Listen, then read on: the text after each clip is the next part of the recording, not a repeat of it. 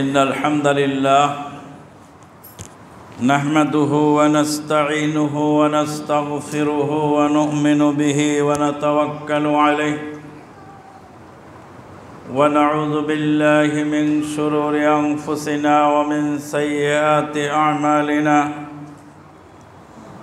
من يهده الله فلا مضل له ومن يضلل فلا هادي له وأشهد أن لا إله إلا الله وحده لا شريك له وأشهد أن محمدًا عبده ورسوله الذي أرسله بالحق بشيرًا ونذيرًا وداعيًا إلى الله بإذنه وسراجًا منيرًا أما بعد فقد قال الله تبارك وتعالى يا أيها الذين آمنوا اتقوا الله حق تقاته ولا تموتن إلا وأنتم مسلمون يا أيها الناس اتقوا ربكم الذي خلقكم من نفس واحدة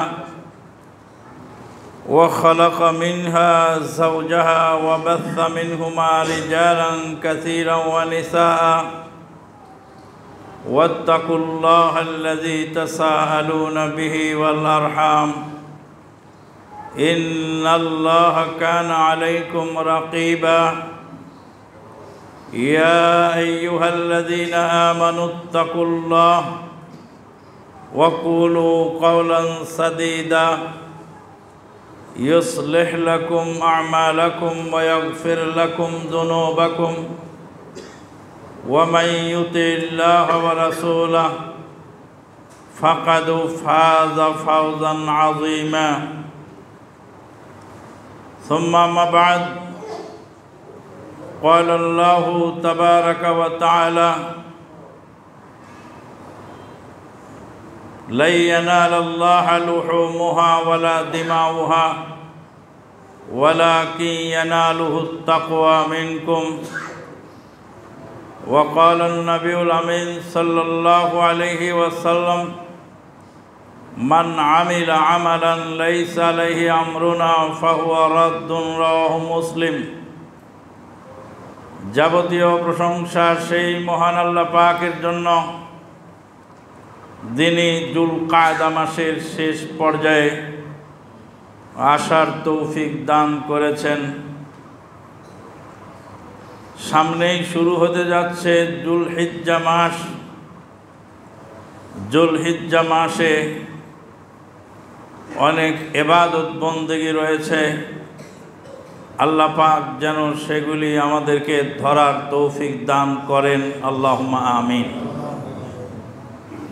দরুদ ও সালাম বর্ষিত হোক সেই নবী মুহাম্মদুর রাসূলুল্লাহ সাল্লাল্লাহু আলাইহি ওয়াসাল্লামের প্রতি, যিনি তার উম্মতকে খুঁটিনাটি ছোট বড় ভালো মন্দ সব কিছু সম্পর্কে সম্যক বাস্তব জ্ঞান দিয়ে ইসলাম কমপ্লিট করার পরে পৃথিবী থেকে বিদায় হয়েছে। সম্মানিত উপস্থিতি, ইসলাম কমপ্লিট, তার ভিতরে সংযোজন বিয়োজনের কোনো সুযোগ নাই। নবী সাল্লাল্লাহু আলাইহি ওয়াসাল্লামের রেখে যাওয়া সেই এক ও অখণ্ড ইসলাম ও মুসলিমকে দুনিয়ার কোনো কারো কাছে মুখাপেক্ষী হওয়ার সুযোগ নাই। ইসলাম স্বয়ং সম্পন্ন। লালু এমপি আর ভুলু মন্ত্রী আর অমক মুফতি আর তমক বুজুর্গ, কারো সংযোজন বিয়োজনের সুযোগ এখানে নেই। আজকে খুতবার মধ্যে কুরবানির পরিশিষ্ট আলোচনা হবে ইনশাআল্লাহ। কুরবানি সম্পর্কে আমরা কিছুটা আলোচনা শুনেছিলাম। অবশিষ্ট একটি বিষয় রয়েছে, সেই বিষয় সম্পর্কে আলোকপাত করেই হিজ্জা মাসের প্রথম 10 দিনের করণীয় সম্পর্কে কিছু আলোকপাত করব ইনশাআল্লাহ। কুরবানি আমরা করি, আমরা শুনেছিলাম হাবিলের কুরবানি কবুল হলো, কাবিলেরটা হলো না। আল্লাহ পাক বললেন ইন্নামা ইয়াতাকাব্বালুল্লাহু মিনাল মুত্তাকিন, কেবলমাত্র শুধুমাত্র একমাত্র আল্লাহ পাক মুত্তাকিনদেরটাই কবুল করেন। আমল কবুল হতে হলে আমলের জন্য 3টি মৌলিক শর্ত আছে, সেই শর্তগুলি অবশ্যই পূরণ করা জরুরি। মহান আল্লাহ পাক বলেন আউযু বিল্লাহি মিনাশ শাইতানির রাজিম ফামান কানা ইয়ারজু লিকা রাব্বিহি ফালইআমাল আমালান সালিহান عملا صالحا ولا يشرك بعبادة ربه أحدا। সুতরাং যে ব্যক্তি আল্লাহর দিদার লাভ করার আশা রাখে, আল্লাহর সঙ্গে সাক্ষাৎ করার ইচ্ছা রাখে,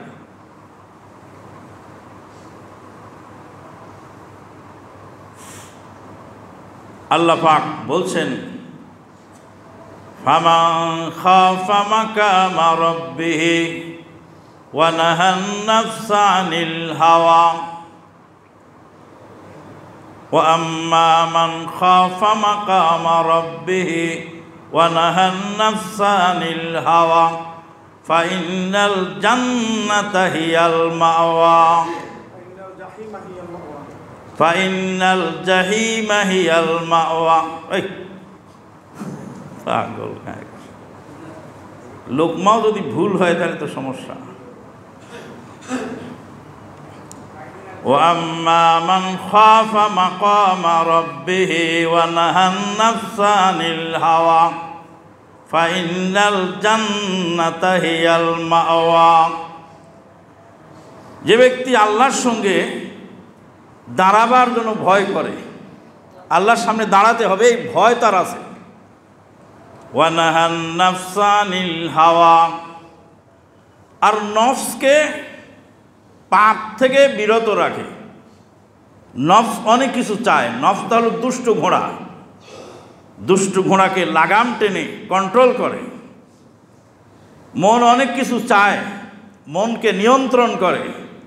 ওয়া নাহান নাফসা আনিল হাওয়া ফাইন্নাল জান্নাতা হিয়াল মাওয়া। জান্নাতটা হলো তাদের বাসস্থান, তাদের আশ্রয়স্থল। জান্নাতে গিয়ে জান্নাতীরা প্রথমেই আল্লাহর শুকরিয়া আদায় করবে, আলহামদুলিল্লাহিল্লাযী হাদানা লিহাযা ওয়া মা কুন্না লিনাহতাদিয়া লাউলা আন হাদানাল্লাহ। আলহামদুলিল্লাহ, যাবতীয় প্রশংসা সেই আল্লাহর জন্য যে আল্লাহ আমাকে এই জান্নাতের পথে হেদায়েত দান করেছিলেন। ওয়া মা কুন্না লিনাহতাদিয়া, আমরা হেদায়েত পেতাম না, লাউলা আন হাদানাল্লাহ, যদি আল্লাহ আমাদেরকে হেদায়েত না করতেন। হেদায়েত এমন একটা নিয়ামত, আল্লাহ যাকে তাকে দান করেন না, এই জন্য হেদায়েত চাইতে হয়। ইহদিনাস সিরাতাল মুস্তাকিম, হেদায়েত চেয়ে নিতে হয়, হেদায়েত খুঁজতে হয়। আল্লাহর সঙ্গে দিদার লাভ করার ইচ্ছা যার আছে, আল্লাহর সামনে দাঁড়াবার ভয় যার আছে, সে যেন 2টি কাজ করে। ফামান কানা ইয়ারজু লিকা রাব্বিহি ফালইআমাল আমালান সালিহা ولا يشرك بعبادة ربه أحدا সে যেন নেক আমল করে আর রবের ইবাদতে যেন কোনো শরীক না করে। হাফিজ ইমাদউদ্দিন ইবনে কাসির রাহিমাহুল্লাহ তার ভুবন বিখ্যাত তাফসির ইবনে কাসিরের মধ্যে আয়াতের ব্যাখ্যায় বলেছেন, এই আয়াতটা হলো আমল কবুলের দুইটি শর্ত বর্ণনা করা হয়েছে। আমল কবুলের একটি শর্ত হলো আমলের মধ্যে ইখলাস থাকতে হবে, খালেস হতে হবে আমল, আমলের মধ্যে যেন কোনো শিরক না থাকে। কোরআনের আয়াত পড়েছি, আল্লাহ পাক বলছেন, লা ইয়ানালাল্লাহা লুহুমুহা ওয়ালা দিমাউহা ওয়ালাকিন ইয়ানালুহুত তাকওয়া মিনকুম। কশিন কালেও কুরবানির গোশত এবং রক্ত তোমাদের কাছে পৌঁছে না, তোমাদের কাছে পৌঁছে আল্লাহর কাছে কুরবানির রক্ত আর তোমাদের তরফ থেকে আল্লাহর কাছে কুরবানির রক্ত আর গোশত কিছুই পৌঁছে না। লা ইয়ানালাল্লাহা লুহুমুহা ওয়ালা দিমাউহা ওয়ালাকিন ইয়ানালুহুত তাকওয়া মিনকুম। জাহিলিয়াতের জামানায় আরব লোকেরা কুরবানি করে কুরবানির কিছু গোশত আর কিছু রক্ত, কুরবানির পশুর রক্ত দিয়ে কাবা ঘরে থাকা মূর্তিগুলোকে হাতে নিজের রক্ত মাখায় দিত গায়ে, যে মা দেবী তোর রক্ত খাওয়ার দরকার, খা তুই রক্ত। মা দেবী ওদের হলো সেই দেবতা, সেই দেবদেবী, সেই মূর্তি, মূর্তির গায়ে কুরবানির রক্ত মাখায় দিয়ে আসত। আর মূর্তির মাথার উপরে কিছু কিছু করে কুরবানির গোশত রেখে আসত। ইতিহাসে পাওয়া যায় সাফা পাহাড় এবং মারোয়া পাহাড়ে দুইটি দেবতা ছিল, একটার নাম ছিল ইয়াসাফ আর একটার নাম ছিল নায়েলা। এই ইয়াসাফ এবং নায়েলা জাহেলি আরবদের ধারণা হলো যে এই দুইজন নারী পুরুষ কাবা ঘরে অপকর্মে লিপ্ত হয়েছিল, আল্লাহ তাদেরকে পাথর বানিয়ে দিয়েছিল। এগুলো তাদের ধারণা। কাবা ঘরে অপকর্ম করে লিপ্ত হওয়ার কারণে আল্লাহ তাদেরকে পাথরের মূর্তি বানিয়ে দিয়েছিল, আর তারা আবার এই পাথরের মূর্তিকেই পূজা করত। তার মানে ওদের ধারণা অনুযায়ী তারা জেনাকার আর জেনাকারিনীর পূজা করত। নাউজুবিল্লাহ। মানে পূজারও তো একটা রুচি থাকা উচিত। ইয়াসাফ নায়েলা যদি কাবা ঘরে পাপ করে ধরা পড়ে আর তাদেরকে মূর্তি বানায় পূজা করা, এটা আবার কোন ধরনের মন মানসিকতা? ওই জন্য আরব দেশের একজন আলেম বলছিলেন, আজাবান লিয়াদিয়ানিল হিন্দি ওয়া সিন্ধি ইয়াবুদুনাল বাকারা ওয়া যাকারা ওয়া ফারজাল মারা। বলছে আশ্চর্য ধর্ম যদি দেখতে চাও তো ভারতবর্ষে যাও। ওই ইয়াবুদুনাল বাকারা, ওরা গরুর পূজা করে, ওয়া যাকারা শিবের লিঙ্গের পূজা করে, ওয়া ফারজাল মারা নারী ভেজাইনার পূজা করে। নাউজুবিল্লাহ। সব কিছুর পূজা তারা করে। তো জাহেলি আরবের প্রথা অনুযায়ী, ধারণা অনুযায়ী ইয়াসাফ এবং নায়েলা দুইজন কাবা ঘরে অপকর্ম করে ধরা পড়ল, আল্লাহ পাকের গজবে তারা মূর্তি হয়ে গেল, আর সেই মূর্তি হয়ে গেল তাদের পূজনীয় দেবতা।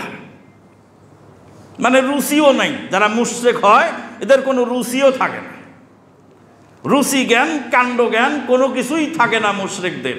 কারণ হলো উলাইকা কাল আনআম। এই জন্য যখন সাফা মারোয়া সাই করার নির্দেশ দিল আল্লাহ পাক, তখন এদের ভিতরে এটা, এখানে মূর্তি পূজা হতো, তো এখানে আবার সাই করব, ইবাদত করব কিভাবে? আল্লাহ পাক আয়াত নাজিল করলেন, ইন্নাস সাফা ওয়াল মারওয়াতা মিন শাআইরিল্লাহ ফামান হাজ্জাল বাইতা বিতামারা ফালা জুনাহা আলাইহি আইয়াতাওয়াফা বিহিমা ওয়া মান তাতাওয়া ফাইন্নাল্লাহা শাকিরুন আলিম। ইন্নাস সাফা ওয়াল মারওয়া, সাফা পাহাড় এবং মারওয়া পাহাড় মিন শাআইরিল্লাহ, আল্লাহর নিদর্শন। ফামান হাজ্জাল বাইতা বিতামারা, যে হজ করলো বাইতুল্লাহ এবং উমরা করলো, ফালা জুনাহা আলাইহি আন ইয়াতাওয়াফা বিহিমা, এর দুয়ের মধ্যে তোয়াফ করবে, সাই করবে, এতে কোনো পাপ নাই, তাদের সমস্যা নাই। লা হারাজ ওয়ালা জুনাহ, পাপও নাই, কোনো টেনশনও নাই, কোনো হেজিটেশনও নাই। আল্লাহ পাক ক্লিয়ার করলেন। বলছিলাম যে কুরবানির গোশত নিয়ে জাহেলি আরবেরা মূর্তির মাথার উপরে রেখে দিত। এবার মুসলিমরাও দাবি করলো যে ইসলামের শুরু জামানায় তা আমাদেরও এরকম একটা ব্যবস্থা হোক, যে আমরা কুরবানির কিছু গোশত ওই আল্লাহর নামে রেখে আসি। ওরা মূর্তির নামে রাখতো, আমরা আল্লাহর নামে রাখবো। এটা হলো প্যারালাল ধর্ম। পহেলা বৈশাখে কেউ জাহিলিয়াত করে, আবার কেউ আবার ইবাদত বন্দেগী করে। আমার প্রথম কি বলে বছরটা শুরু হবে ইবাদত দিয়ে। এবারটা ইবাদত প্রথম বছর শুরু করতে হবে, এটা কোথায় পেলি? মানে এক জাহিলিয়াত বন্ধ করতে গিয়ে আর এক বেদাত চালু করে। আর কিছু কিছু মানুষ বলে বাহাবা বাহাবা, তাহলে হলো না তো। পহেলা বৈশাখে কেউ নোংরামি করে, আপনি এবার পহেলা বৈশাখে কি করলেন? কোরআন তেলাওয়াত করলেন, জিকির আজকার করলেন, ইবাদত বন্দেগী করলেন, যা আমার বছরটা শুরু হবে ইবাদত বন্দেগী দিয়ে। তো ওদের জাহিলিয়াত করতেছিল, সেটাও একদিন তওবা করে ফিরে আসবে। আর আপনি যে বেদাত শিরক চালু করলেন, আপনাকে বছরের শুরুতে এক্সট্রা ইবাদত করার অনুমতি কে দিল? আর ইবাদত আবিষ্কার করার অনুমতিই বা কে দিল? মুসলমানেরা রাসূলুল্লাহ সাল্লাল্লাহু আলাইহি ওয়াসাল্লামের কাছে আবেদন করলেন যে আমরাও কিছু গোশত এইভাবে রেখে দেব। আল্লাহ পাক আয়াত নাজিল করলেন, লা ইয়ানালাল্লাহু লুহুমুহা ওয়ালা দিমাউহা ওয়ালাকিন ইয়ানালুহুত তাকওয়া মিনকুম। কোশ্চিনকালেও কুরবানির গোশত এবং রক্ত আল্লাহর কাছে পৌঁছে না। তোমাদের যে অন্তরের তাকওয়া, কোন উদ্দেশ্যে আল্লাহর জন্য কুরবানি করেছ, না লোক দেখাবার জন্য কুরবানি করেছ, এটার তাকওয়াটা আল্লাহ পাক রেকর্ড করেন। আল্লাহ পাক কুরবানি চাননি, আল্লাহ পাক চেয়েছেন অন্তরের খুলুসিয়াত। যেমন ইব্রাহিম আলাইহিস সালামের ছেলের কুরবানি আল্লাহ চাননি, ছেলে কুরবান হয়ে যাক, জবাই হোক, এটা আল্লাহ চাননি। আল্লাহ চেয়েছেন ইব্রাহিম আলাইহিস সালাম এবং তার সন্তানের মন পরীক্ষা করতে, অতএব পরীক্ষায় পাশ করেছে। উদাহরণ দেওয়া যায় না, বোঝার জন্য সহজ হয়। আপনি ছেলেকে বিস্কুট কিনে দিয়েছেন, ছেলে খাচ্ছে মজা করে, তা আপনি বললেন আব্বু আমাকে এটা দাও, তা আপনাকে দিল, আপনি কি নিয়ে খেয়ে ফেলবেন? না, আপনি তো বিস্কুট খাওয়ার জন্য চাননি ওর কাছে, আপনি তো বিস্কুটটা নেওয়ার জন্য চাননি। ওর মন মানসিকতা কেমন, দেওয়ার মন মানসিকতা তৈরি হচ্ছে কিনা, এটা পরীক্ষা করার জন্য আপনি তার কাছে বিস্কুটটা আবার চাইলেন আমাকে এক পিস দাও। আল্লাহ পাক মানুষের মন মানসিকতা যাচাই করার জন্য নির্দেশ দিলেন। ইব্রাহিম আলাইহিস সালামকে নির্দেশ দিলেন সন্তান কুরবানি করো। ইব্রাহিম আলাইহিস সালাম চাকু চালালেন, আল্লাহ বললেন ইব্রাহিম থামে যাও, তোমার কুরবানি হয়ে গেছে, আমি চাচ্ছি না তোমার ছেলে জবাই হোক। তার মানে তোমার দিলটা আমি পরীক্ষা করতে চেয়েছিলাম, তুমি পরীক্ষায় পাশ করেছো।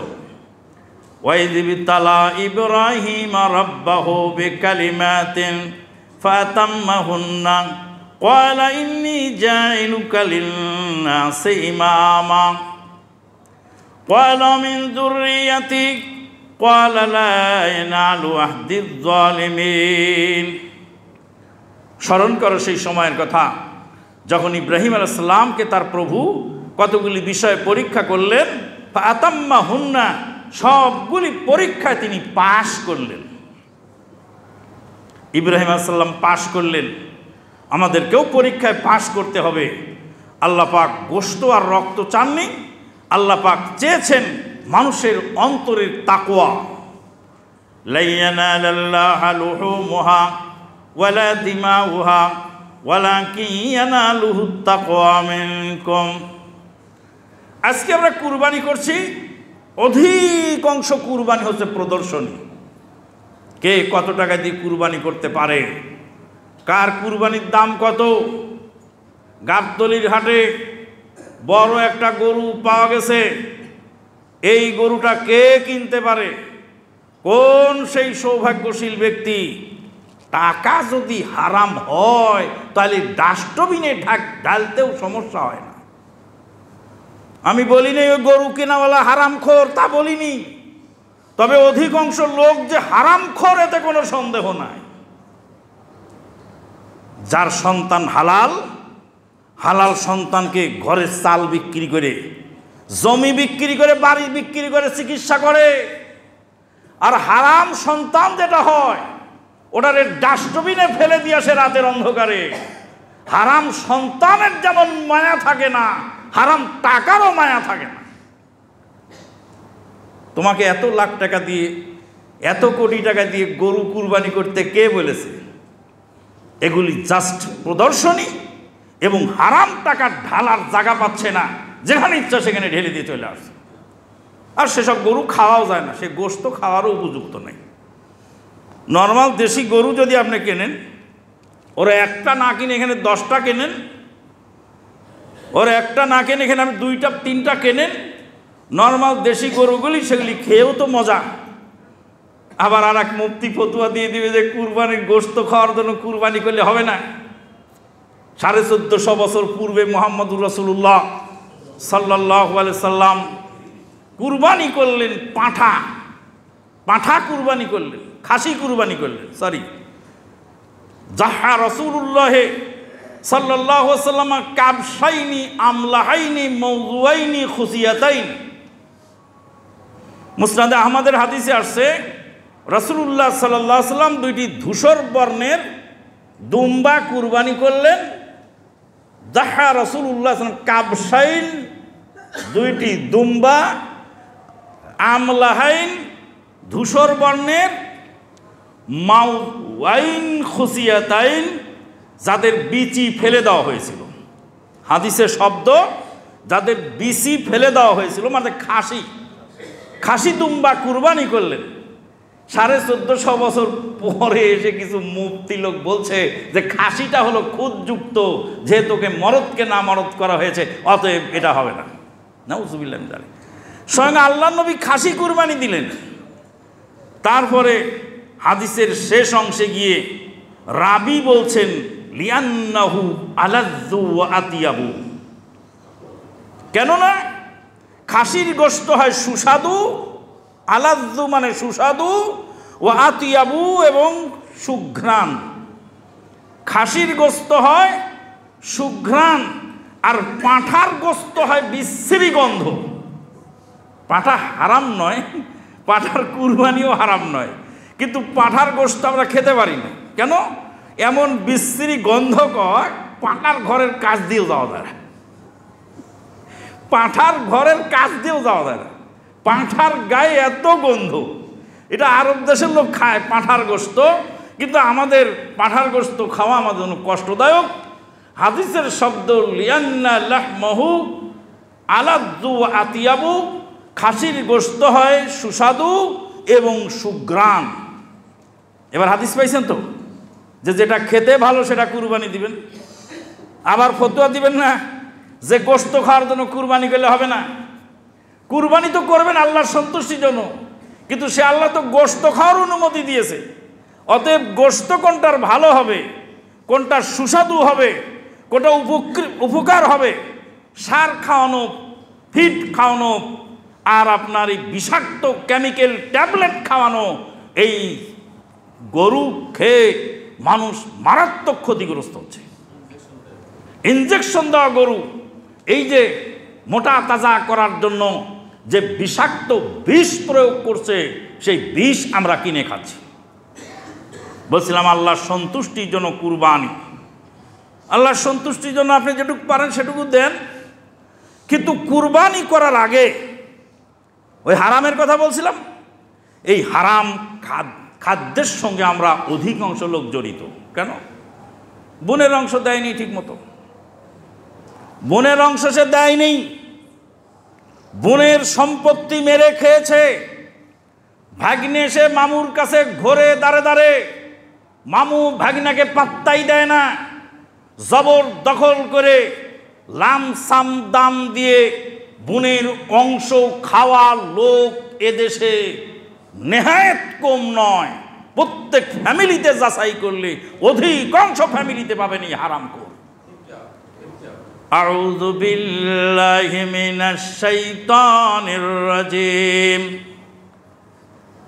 ওয়া তুহিব্বুনাল ওয়া তাকুলুনাত তুরাসা কালাল লাম্মা ওয়া তুহিব্বুনাল মালা হুব্বান জাম্মা কাল্লা ইযা দুক্কাতিল আরদু দাক্কা দাক্কা ওয়া জা'a রাব্বুকা ওয়াল মালাকু সাফফান সাফফা ওয়া জিয়া ইয়াওমাইযিন বিজাহান্নাম। আল্লাহ পাক বলেন ওয়া তাকুলুনাত তুরাসা, তোমরা ওয়ারিসের মাল খেয়ে ফেলো, ওয়ারিসের মাল খেয়ে ফেলো। কি আলেম, কি জালেম, কি হাজি, কি গাজী, কি মুহাদ্দিস, কি মুফতি, কি তাহাজ্জুদ গুজার, কি পরহেজগার, কি দানবীর কোটি কোটি টাকা দান করে, কিন্তু বোনের পাওনাটা দিতে গেলে গা জ্বলে। আল্লাহু আকবার, সুবহানাল্লাহ। আল্লাহ পাক বলেন ওয়া তাকুলুনাত তুরাসা আকালাল লাম্মা। আকলাল লাম্মা মানে গোগ্রাসে গেরো, মানে খাও তো খাও যেমন তেমন, খানে চাটন মারে না, একবারে গিলে গিলে খায়। আকালাল লাম্মা ওয়া তুহিব্বুনাল মালা হুব্বান জাম্মা। আমাদের এক ভাই বললেন যে তার 2 দোকানে প্রায় 2 কোটি টাকা বাকি। আমি আমার বাড়িতে বলছিলাম, আমার ওয়াইফের কাছে গল্প করছিলাম যে এক ভাই তার 2টা দোকান আছে, সেই 2 দোকানে প্রায় 2 কোটি টাকা বাকি। যারা বাকি খায় এরা হলো সবচেয়ে বড় হারামখোর। টাকা পকেটে ঢোকে মাছ ধরা চায়ের মতো, কিন্তু বের হতে পারে না। মাছ ধরা চাই ওর পকেট আছে, আছে না? পকেটে কি ঢোকে? মাছ ঢোকে, কিন্তু মাছ বের হতে পারে না। এই বাকি খাওয়া লোকের মেজাজটা এমন তৈরি হয়েছে যে পরের টাকা পকেটে ঢোকে, কিন্তু বের হতে মন চায় না, ঋণ শোধ দিতে মন চায় না। অথচ ঋণগ্রস্ত ব্যক্তির জানাজা স্বয়ং নবী পড়লেন না, ফিরে চলে গেলেন, জানাজার লাশের সামনে থেকে হটে গেলেন। আপনার কুরবানি কে করতে বলেছে? কেন আপনি কুরবানি করবেন আপনার ঋণ থাকতে? আপনার ঋণ আগে পরিশোধ করুন, তারপরে ঋণ পরিশোধ করে এটা ছোট ছাগল হোক, এটা ভেড়া হোক, এটা ভেড়ি হোক, এটা দুম্বা হোক, আর একটা যাই কিছু হোক, এটা ছোট মোটো যা পান কুরবানি করে। ভাইদেরকে একটু আসার সুযোগ দেন, একটু চেপে বসেন। আলহামদুলিল্লাহ, মুসল্লি নিজে বসবেন, অপরকে বসার সুযোগ করে দেবেন, ডবল নেকি পেয়ে যাবেন। বলছিলাম কুরবানি করার আগে ঋণ পরিশোধ জরুরি। ব্যাংকের টাকা খেয়ে একদম ব্যাংকে খালি করে ফেলেছে, এরম নেতা এদেশে আছে না নেই? রেলের টাকা খেয়ে রেলের সম্পদকে একটু ধ্বংস করে দিয়েছে, এরকম হারামখোর রেল অফিসার আছে কি নাই? প্রত্যেকটা সেক্টরে হারামখোর আছে, প্রত্যেকটা সেক্টরে। মানুষ হালাল কোনটা হারাম কোনটা ভাবে না। আল্লাহ নবী সাল্লাল্লাহু আলাইহি ওয়াসাল্লাম বলেছেন কিয়ামতের আগে মানুষ গোগ্রাসে গিলবে, মানুষ চিন্তা করবেন এটা হালাল না হারাম। আল্লাহ নবী সাল্লাল্লাহু আলাইহি ওয়াসাল্লামের কাছে কোনো খাবার যদি কেউ হাদিয়া আনতো তো জিজ্ঞেস করতেন এটা কি সাদাকা না এটা হাদিয়া? তো বলছেন সাদাকা। তো সাদাকা তো আমার খাওয়ার অনুমতি নেই। কুরাইশ বংশের বানি হাশেমের জন্য কিয়ামত পর্যন্ত সাদাকার সম্পদ আল্লাহ হারাম করে দিয়েছে। তাদের সম্মানার্থে, নবী বংশের সম্মানার্থে, নবী বংশের কোনো গরিব দুঃখী মানুষও সাদাকা খেতে পারবে না। নবী বংশের কোনো লোককে আপনি সাদাকা দিতে পারবেন না। আল্লাহ নবী সাল্লাল্লাহু আলাইহি ওয়াসাল্লাম জিজ্ঞেস করতেন এটা কি সাদাকা না এটা হাদিয়া? তো বলছে এটা হাদিয়া। তখন তিনি পান করতেন বা খেতেন, সাহাবীদেরকে বাকি থাকলে দিতেন, তোমরাও খাও। আর যদি সাদাকা হতো তা আল্লাহ নবী খেতেন না। মাওলানা আব্দুল্লাহ আল কাফি আল কুরাইশি রাহিমাহুল্লাহ তার কাছে আমার খালু কয়টা পাটের শাক নিয়ে গেলেন। মৌলানা আব্দুল্লাহ কাফি আল কুরাইশি বলেন, মফিজউদ্দিন, আমার খালুর নাম ছিল মৌলানা মফিজউদ্দিন, মফিজউদ্দিন এই পাটের শাক কি তোমার ক্ষেতের না পরের ক্ষেত থেকে চুরি করে এনেছো? তো বলছে, না উস্তাদ, আমার ক্ষেতের পাটের শাক। বলে, তাহলে রেখে যাও, পরের ক্ষেতের পাটের শাক হলে নিয়ে যাও, ওটা আমি খাই না। আরেকজন তাঁতের মালিক, তাঁতে লুঙ্গি বুনায়, মৌলানা আব্দুল্লাহ কাফি আল কুরাইশি রাহিমাহুল্লাহর কাছে একটা লুঙ্গি এনে হাদিয়া দিলেন। বলে, আমার তাঁতের লুঙ্গি আপনাকে হাদিয়া দিলাম। মৌলানা আব্দুল্লাহ কাফি আল কুরাইশি রাহিমাহুল্লাহ জিজ্ঞেস করলেন, জাকাত কি পরিশোধ করেছ? কয়, না, হিসাব করি নেই, হিসাব করে দেব। মসজিদের মাসিক যে চাঁদা দাও, এই আনতটা পরিশোধ হয়েছে না হয়নি? ফেতরাটা কি কমপ্লিট করেছো? করি নাই। তুমি জাকাতের পয়সা এখনো দাও নাই, গরিবের হক এখনো আদায় করো নি, আমাকে এসেছো লুঙ্গি দিতে, নিয়ে যাও তোমার লুঙ্গি। এরা ছিলেন আলেম। আল্লাহু আকবার, সুবহানাল্লাহ। রাসূলুল্লাহ সাল্লাল্লাহু আলাইহি ওয়াসাল্লাম জিজ্ঞেস করতেন, আবু বকর সিদ্দিক রাদিয়াল্লাহু তাআলা আনহু একজন গোলামকে বললেন, সারাদিন কাজ করে যা পাবি সেটা আমারে অর্ধেক দিবি, তুই অর্ধেক খাবি। সারাদিন পরে গোলাম এসে কয়েকটা খেজুর এনে দিল, দিয়ে বলে, কটা খেজুর আমি পেয়েছি, অর্ধেক আপনার অর্ধেক আমার। সিদ্দিক আকবর প্রচণ্ড ক্ষুধার্ত, খেজুরগুলি খেয়ে ফেললেন। কিছুক্ষণ পরে জিজ্ঞেস করছেন, এই খেজুর কিসের?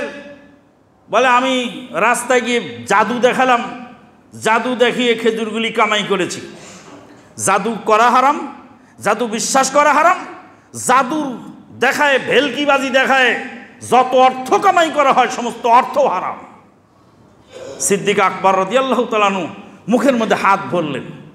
মা আয়েশা সিদ্দিকা রাদিয়াল্লাহু তাআলা আনহা বললেন, আমার বাবা যেভাবে বমি শুরু করলেন মনে হচ্ছে নাড়ি ভুঁড়ি বের হয়ে আসবে। বমি করে সেই খাওয়া খেজুর বের করে ফেললেন। জাদুর কামাইয়ের খেজুর সিদ্দিক আকবরের শরীরে যাবে না।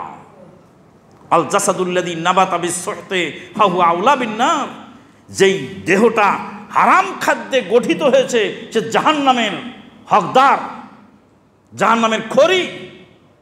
সম্মানিত উপস্থিতি, কত টাকা ঋণ খেলাফি, কত টাকা বাকির দোকানে সব চলছে, ঈদের মার্কেটিং চলছে, পাওনাদার চোখের পানি ছেড়ে দিয়ে কাঁদে, আমার টাকা তোমার ঘরে, তোমার ঈদ সুন্দর চলে আর আমার ঈদ চলে না, আমার টাকাটা তুমি দাও না। তারপরে করে কুরবানি, কোশ্চিন কালেও এই কুরবানি কবুল হবে না। কুরবানি কবুলের জন্য 1 নাম্বার শর্ত হল ইখলাস, আল্লাহর সন্তুষ্টি। 2 নাম্বার হলো আল্লাহর নবীর দেওয়া পদ্ধতি, আর 3 নাম্বার হলো হালাল মাল থেকে দান সাদাকা করতে হবে। কুরবানি ইবাদত বন্দি যা হোক হালাল মালে হতে হবে। লা তুকবালু সালাতুম রিন, লা তুকবালু তুহুরুন ওয়ালা সাদাকাতুন মিন গুলুল। রাসূলুল্লাহ সাল্লাল্লাহু আলাইহি ওয়াসাল্লাম বলছেন, লা তুকবালু সালাতুন বিগাইরি তুহুরিন, উযু ছাড়া যেমন সালাত হয় না, ওয়ালা তুকবালু সাদাকাতুন মিন গুলুল, অবৈধ সম্পদে কোনো দান সদকা আল্লাহর দরবারে কবুল হয় না। তাহলে খাদ্যটা হালাল হওয়া দরকার, টাকাটা হালাল হওয়া দরকার। কুরবানি করার আগে এই বিষয়গুলি আমাদের খোঁজ রাখা খুব জরুরি। হ্যাঁ, ঋণ সবারই থাকে, কুরবানির কারণে আমার ঋণের কোনো সমস্যা নেই। মানে আমার ঋণ যা আছে পরিশোধ করার ক্যাপাসিটিও আছে। 1 মাস পরে আমি পাবো এই মুহূর্তে নেই, আমি কারো কাছ থেকে নিয়ে দিলাম, 1 মাস পরে আবার দেওয়ার ক্যাপাসিটি আছে। সেই লোক ঋণ করে কুরবানি করতে পারবে, যেহেতু তার আসার টাকা নিশ্চিত এবং তার অর্থ সম্পদ বহু আছে। একদিক দিয়ে না একদিক দিয়ে সেটা রিকভার করার মতো, সেটা পূরণ করার মতো একটা ব্যবস্থা আছে। কিন্তু যেই লোকের ঋণের কারণে, কুরবানি করার কারণে ঋণ শোধ করাটা দুরূহ হয়ে গেল, সেই লোকের এই ঋণ করে কুরবানি করার কোনো সুযোগ নাই। আর কুরবানি ছোটো মোটোও করা যায়, সব রকম অপশন আছে, আপনি করবেন। সম্মানিত উপস্থিতি, আসছি এবার জিলহাদ মাসের প্রথম 10 দিন। আল্লাহ পাক বলেন, আউযু বিল্লাহি মিনাশ শাইতানির রাজিম, বিসমিল্লাহির রহমানির রহিম ওয়াল ফাজরি ওয়া লায়ালিন আশরিন ওয়াশ শাফি ওয়াল ওয়াতর ওয়াল লাইলি ইযা ইয়াসর হাল ফি যালিকা কসমুল লিযি হিজর ওয়াল ফজর ফজরের কসম ওয়া লায়ালিন আশর 10 রাতের কসম 10 রাতের কসম আর ফজরের কসম ফজরের কসম আরাফার দিনের ফজর অথবা ঈদের দিনের ফজর ঈদের দিনের ফজরের কসম আরাফার দিনের ফজরের কসম ওয়া লায়ালিন আশর 10 রাতের কসম 10 রাতের কসম মানে 10 দিনের কসম দিন আর রাত মিলে একটা দিন হয় দিন আর রাত মিলে একটা দিন হয় বহুবার বলেছি আবারও বলি আল্লাহ পাক বলছেন হুররিমাত আলাইকুমুল মাইতাতু ওয়াদ-দামু ওয়া লাহমুল খিনজির তোমাদের জন্য রক্ত হারাম মুর্দা হারাম আর শূকরের গোশত হারাম সিরাজগঞ্জের এক মৌলভী সাহেব বলেছিল ও আহলাদিসেরা আল্লাহ শূকরের গোশত হারাম করেছে তোমরা তো কোরআন হাদিস ছাড়া জানো না কিছু কোরআন হাদিস ছাড়া মানো না তা আল্লাহ শূকরের গোশত হারাম করেছে শূকরের নাড়ি ভুঁড়ি তো হারাম করে নাই শূকরের আঁতরি উজুরি তো হারাম করে নাই শূকরের কলিজা তো হারাম করে নাই আল্লাহ যেহেতু শূকরের গোশত হারাম করেছে তাহলে শূকরের গোশত তোমরা খেও না শূকরের নাড়ি ভুঁড়ি কলিজা আঁতরি উজুরি খাও যেহেতু কোরআন ছাড়া হাদিস ছাড়া তোমরা কিছু মানো না আমি ওই বলদ মৌলবীকে বলেছিলাম ও মৌলবী আয়াতটা সামনে পড়ো আল্লাহ পাক বলছেন শূকরের গোশত হারাম তারপরে সামনে গিয়ে বলছে ফাইন্নাহু রিজসুন শূকরটা হলো পুরাটাই নাপাক মানে যেটুক দরকার সেটুক করে থেমে দেয় এখানে প্রস্রাব করিবেন এটুক থেমে গেছে না না পর্যন্ত আর যায়নি এখানে প্রস্রাব করিবেন না এখানে আছে দাড়ি দাড়ি পর্যন্ত যায় থামবেটা দাড়ি পর্যন্ত না থেমে বলছে এখানে প্রস্রাব করিবেন এটা প্রস্রাব করতে বলেছে না করিলে 500 টাকা জরিমানা 50 টাকা জরিমানা তো মৌলবী মানুষকে এইভাবে ধোঁকা দেওয়ার জন্য বলছে হুররিমাত আলাইকুমুল মাইতাতু ওয়াদ-দামু ওয়া লাহমুল খিনজির শূকরের গোশত হারাম শূকরের গোশত হারাম আহলে হাদিসেরা তোমরা শূকরের গোশত খাবে না আর শূকরের যা কিছু আছে সব খাও বললাম যে আল্লাহ পাক শূকরকে হারাম বলেছেন যেখানে সেখানে বলছেন ফাইন্নাহু রিজসুন নিশ্চয়ই শূকরটা হলো নাপাক শূকরের নাড়ি ভুঁড়ি আতরি উজুরি চামড়া যা আছে সবই নাপাক তার মানে শূকর পুরাটাই নাপাক তারপরে বললাম মৌলভী সাহেব গরুর যে গোশত বিক্রি করে যে কসাই সে কসাইও জানে গোশতের মানে কি যেমন 1 কেজি গোশত দেন তো গোশত দিল চর্বিও থাকলো তার সাথে কিছু আবার হাড্ডিটাও দিল আমি তোমার কাছে গোশত চাইলাম তুমি হাড্ডি দিলা কেন তাহলে গোশত সহ হাড্ডি হাড্ডি সহ গোশত গোশত মানেই হাড্ডি হাড্ডি মানেই গোশত গোশত আর হাড্ডি একত্রে হলে হয় 1 কেজি গরুর গোশত আর যদি হয় তখন বলে বনলেস 1 কেজি গরুর গোশত দেন মানে আমি হাড্ডি নিব না হাড্ডি ছাড়া দেন তখন নাম হয় শুধু গরুর গোশত বলে না বলে বনলেস 1 কেজি গরুর গোশত দাও তাহলে আল্লাহ পাক রাতের কসম করলেন ওয়াল ফাজরি ওয়া লায়ালিন আশর ওয়াশ শাফি ওয়াল ওয়াতর জোর এবং বেজরের কসম বেজর হলো আরাফার দিন 9ম তারিখ আর জোর ঈদের দিন 10ম তারিখ জোরের কসম বেজরের কসম ফজরের কসম 10 রাতের কসম 10 দিনের কসম রাত মানে দিন দিন মানে রাত এটাকে বলে ইতলাকুল জুজ ওয়া ইরাদাতুল কুল ওয়াল ফাজরি ওয়া লায়ালিন আশর 10 দিনের কসম আর জিলহজ মাসের প্রথম 10 দিন সম্পর্কে আল্লাহ পাক কসম করেছেন আল্লাহর নবী বলেন এই 10 দিনের আমল পৃথিবীর কোনো আমলের সমতুল্য হতে পারে নাই সাহাবায়ে কেরামগণ বললেন যুদ্ধের ময়দানে কেউ যদি যায় তাহলে 10 দিনের সমান হবে কিনা আল্লাহর নবী বলেন 10 দিনের সমান সমতুল্য যদি হতে হয় জান এবং মাল নিয়ে যুদ্ধের ময়দানে গেল জান আর মালের কিছু অংশ ফেরত এলো না মালও যুদ্ধের ময়দানে ক্ষয় হয়ে গেল ব্যয় হলো আর জানটাও চলে গেল এই ব্যক্তির আমল 10 দিনের আমলকারীর সমতুল্য হতে পারে তার মানে এই যে 10 দিন 10 দিন আসবে, 10 দিন করণীয় আমাদের কি? প্রথম করণীয় হলো 10 দিন আসার আগেই যারা কুরবানি করার ইচ্ছা রাখবেন তারা নখগুলি কেটে ফেলবেন। কুরবানি করার ইচ্ছা যাদের আছে তারা নখগুলি কেটে ফেলবেন, আজকেই কেটে ফেলবেন। বেলা ডুবার আগে নখ কাটবেন, মুছ ছাঁটবেন, এগুলি পরিষ্কার পরিচ্ছন্ন থাকবেন। কারণ চাঁদ উঠে গেলে কুরবানির ইচ্ছুক যারা তারা কুরবানি করার পরে এগুলি করবেন, তাহলে নেকি পাবেন। কোন একটি হাদিসে এসেছে, যদিও হাদিসের সনদ নিয়ে অনেকেই কথা বলেছেন, সালাফে সালেহিনদের অনেকেই এর সমর্থনে বলেছেন যে যাদের কুরবানি নাই তারা যদি এগুলি রাখে তারাও নেকি পাবে, অন্যান্য কুরবানিকারীদের সময় তারা তাদের নখগুলি কেটে ফেলবে। তারপরে চাঁদ ওঠার পর থেকে শুরু হবে তাকবীর, আল্লাহু আকবার, আল্লাহু আকবার, লা ইলাহা ইল্লাল্লাহ, আল্লাহু আকবার, আল্লাহু আকবার, ওয়ালিল্লাহিল হামদ, আল্লাহু আকবার, আল্লাহু আকবার, লা ইলাহা ইল্লাল্লাহ, আল্লাহু আকবার, আল্লাহু আকবার, ওয়ালিল্লাহিল হামদ। তাকবীর পড়বে কখন থেকে? চাঁদ ওঠার পর থেকে একদম জিলহাজ মাসের 13 তারিখের সূর্য ডোবার আগ পর্যন্ত। এই তাকবীরকে বলা হয় তাকবীরে মুতলাক, সাধারণ তাকবীর সব সময়ের জন্য, কোনো টাইমের সাথে খাস নয়। সকালে বিকালে হাটে বাজারে রাস্তাঘাটে যারা কই মাছের মতো লাফায়, যারা বানরের মতো গাছে ঝোলে, যারা রাস্তাঘাটে জিকির আজকার করে বেড়ায়, এই সুন্নতি আমল তাদেরকে দেখা যায় না। জিকির করতে করতে গাছে উঠে যায়।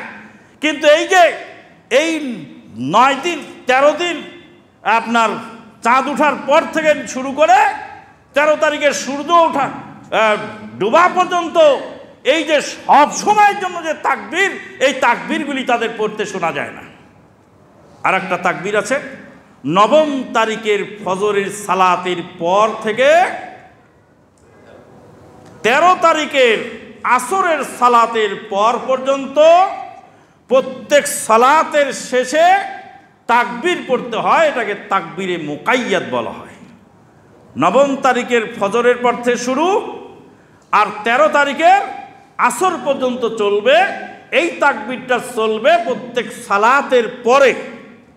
আর যেটা তাকবীরে মুকাইয়াদ মুতলাক সেটা সবসময় চলবে। সম্মানিত উপস্থিতি, তাকবীর ওয়ালে তুকাব্বিরুল্লাহ আলা মা হাদাকুম ওয়ালে তুকমিলুল ইদ্দাতা ওয়ালে তুকাব্বিরুল্লাহ আলা মা হাদাকুম।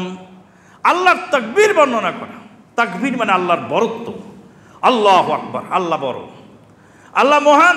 নেতা বড় নয়, মুফতি বড় নয়, পীর সাহেব বড় নয়, খতিব বড় নয়, সভাপতি বড় নয়, সেক্রেটারি বড় নয়, প্রেসিডেন্ট বড় নয়, জাতিসংঘের মহাসচিব বড় নয়, বড় রাষ্ট্রের বড় প্রেসিডেন্ট বড় নয়। বড় হলেন কে? আল্লাহ। আল্লাহু আকবার, আল্লাহু আকবার শব্দটা যে জানে তার আর কোনো দ্বন্দ্ব নেই। এক ওয়াজ মাহফিলে গেলাম, যাই ওয়াজ হচ্ছে না কেন? পুলিশ এসে হাজির। ও পুলিশ ভাই তুমি এসেছো কেন? কয় 3 নাম্বার বক্তার ওয়াজ কেবল শেষ হয়েছে, 2য় বক্তা উঠবে, এই সময় পুলিশ এসে হাজির। ভাই তুমি কেন এসেছো? বলে আমি তো আসি নেই, আমাকে আসানো হয়েছে। কেন হয়েছে? বলে সরকারি দলের নেতার নাম 2 নম্বরে আছে আর বিরোধী দলের নেতার নাম 1 নম্বরে। কোসে ওরে বেয়াদবের দল, আমরা এখন ক্ষমতায় নাই, ক্ষমতায় আসি, তাই আমার নাম 2 নম্বরে। নেতার নাম দিয়েছে ওয়াদের পোস্টারে, তো নাম দিতে গিয়ে সরকারি দলের নেতার নাম 2 নম্বরে আর বিরোধী দলের নেতার নাম 1 নম্বরে। এই জন্য আর মাহফিল হতে দিবে না। চেয়ারম্যানকে জিজ্ঞেস করা হলো, বলে আমি যদি তোমার মাহফিলে এখন যাই তাহলে আমার দল থেকে আমাকে বহিষ্কার করবে। পুলিশকে বললাম 2টা ভাত খেয়ে যান। বলছে ভাত তার খেতে পারবো না, যদি মাহফিলটা হওয়ার সুযোগ হতো তাহলে করে দিতাম, কিন্তু মাহফিলটা ভেঙে দিলাম, ভাত আবার খাবো কোন মুখে? আমি তো মুসলমানের বাচ্চা, আল্লাহর কসম আমার চাকরি টিকাবার জন্য আমি এই কাম করলাম। বলে চোখের পানি মুছতে মুছতে পুলিশ সদস্যরা চলে গেল। বড় কে? বড় আল্লাহ। আল্লাহু আকবার, আল্লাহু আকবার, লা ইলাহা ইল্লাল্লাহ আল্লাহু আকবার ওয়ালিল্লাহিল হামদ। আল্লাহু আকবার বলে সালাত শুরু করি, আল্লাহু আকবার বলে রুকু থেকে উঠি, সামি আল্লাহু লিমান হামিদা বলে রুকু থেকে উঠি, আল্লাহু আকবার বলে সেজদাতে যাই, আল্লাহু আকবার বলে সেজদা থেকে উঠি, বিসমিল্লাহ আল্লাহু আকবার বলে পশুকে জবাই করে দিই। আল্লাহু আকবার। আমরা সালাতের পরে তাসবিহ পড়ি, সুবহানাল্লাহ 33 বার, আলহামদুলিল্লাহ 33 বার, আল্লাহু আকবার 33 বার। তারপরে লা ইলাহা ইল্লাল্লাহু ওয়াহদাহু লা শারীকা লাহু লাহুল মুলকু ওয়া লাহুল হামদু ওয়া হুয়া আলা কুল্লি শাইইন কাদির পড়ে দিই। তাহলে তাকবীর পড়ি, আল্লাহু আকবার। এই দিনগুলিতে তাকবীর পড়বেন। চাঁদ ওঠার পর থেকে সিয়াম রাখবেন, যে জয়টা পারেন রাখবেন। ঈদের দিনে রাখা হারাম, ঈদের দিন বাদে বাকি 9 দিন ইচ্ছা করলে রাখতে পারেন। আর আরাফার দিনে যদি রাখেন তাহলে 1 বছরের আগের আর 1 বছরের পিছনের 2 বছরের সগীরা গুনাহ ক্ষমা হয়ে যাবে। আমরা আশা করছি আগামী 15 তারিখ, চলতি মাসের 15 তারিখে আরাফার দিন হবে। সেই দিন আপনি সিয়াম রাখবেন বিশেষভাবে। আর এই মাসের 9 তারিখ পর্যন্ত যে জয় কয়টা পারেন সেই কয়টা সিয়াম রাখবেন। দান সাদাকা বেশি বেশি করবেন। এই মাসের 10 দিন ফজিলতপূর্ণ। তার মানে এই নয় যে ইবাদত আবিষ্কার করে নতুন ধরনের কিছু ইবাদত আপনি চালু করবেন না। পুরাতন ইবাদত যা আছে সেইগুলি আপনি পালন করবেন। দান সাদাকা বেশি করে করবেন, তওবা ইস্তেগফার বেশি করে করবেন, নফল ইবাদত বেশি করে করবেন, কোরআন তেলাওয়াত বেশি করে করবেন, জিকির আজকার তাসবিহ তাহলিল বেশি করে করবেন। এই 10 দিনের ফজিলত আল্লাহর নবী সাল্লাল্লাহু আলাইহি ওয়াসাল্লাম বলছেন অন্য কোনো আমলের সমতুল্য হবে না। ইবাদত যদি রাসূলের তরিকায় হয় তাহলে একটি ইবাদত থেকে 70 বছরের দূরে চলে যায় জাহান্নাম। আল্লাহর নবী সাল্লাল্লাহু আলাইহি ওয়াসাল্লাম বলছেন মান সামা ইয়ামান ফি সাবিলিল্লাহি বা'দাল্লাহু ওয়াজহাহু আনিন নারি 70 খারিফা। আল্লাহর রাস্তায় যে ব্যক্তি একটা সিয়াম পালন করলো, জাহান্নাম তার থেকে 70 বছরের দূরে চলে যাবে জাহান্নাম। 70 খারিফা, 70 বছরের দূরে জাহান্নাম চলে যাবে। ওই জাহান্নাম পর্যন্ত যেতে আর ওই লোক পর্যন্ত 70 বছরের পথ, এত দূরে চলে যাবে জাহান্নাম যদি আল্লাহর রাস্তায় সন্তুষ্টির জন্য একদিন সিয়াম রাখে। আর একজন সাহাবী বলেছিলেন সারা জীবন সিয়াম রাখবো।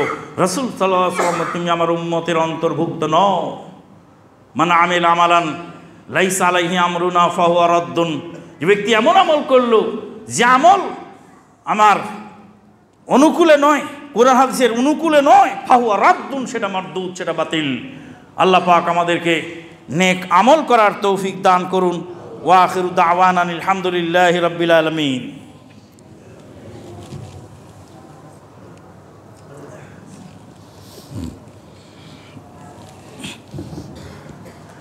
আলহামদুলিল্লাহ আলহামদুলিল্লাহি কাফা ওয়া সালামুন আলা ইবাদিহিল্লাযীনা ইসতাফা, আম্মা বা'দ।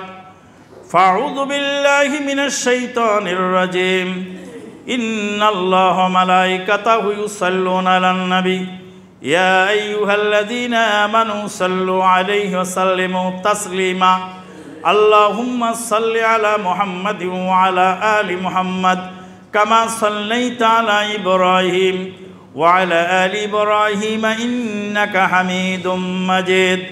আল্লাহুম্মা বারিক আলা মুহাম্মাদিন ওয়া আলা আলি মুহাম্মাদ কামা বারাকতা আলা ইব্রাহিম ওয়া আলা আলি ইব্রাহিম ইন্নাকা হামিদুম মাজিদ।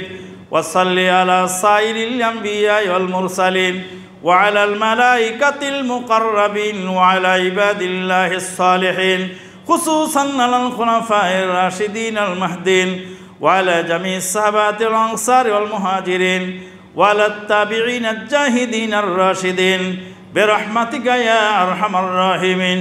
আল্লাহুম্মা আইজ্জাল ইসলাম ওয়াল মুসলিমিন ওয়া দিল্লাশ শিরকা ওয়াল মুশরিকিন ওয়া দাম্মিরিল্লাহুম আ'দাকা আ'দা'ad-din واحمي حوزة الإسلام والمسلمين يا أرحم الراحمين اللهم أعز الإسلام والمسلمين في فلسطين اللهم أعز الإسلام والمسلمين في فلسطين اللهم عليك باليهود الغاصبين اللهم احصيهم عددا واقتلهم بددا ولا تبقي منهم أحدا اللهم دمر ديارهم اللهم خرب بنيانهم اللهم زلزل أقدامهم يا أرحم الراحمين اللهم أعز الإسلام والمسلمين في كل مكان اللهم أعز الإسلام والمسلمين في سوريا وبورما اللهم أعز الإسلام والمسلمين في كل مكان اللهم اصلح أئمتنا وولاة أمورنا اللهم ارزقهم بطانة صالحة يا أرحم الراحمين اللهم اجعل هذا البلد آمنا مطمئنا رخاء سخاء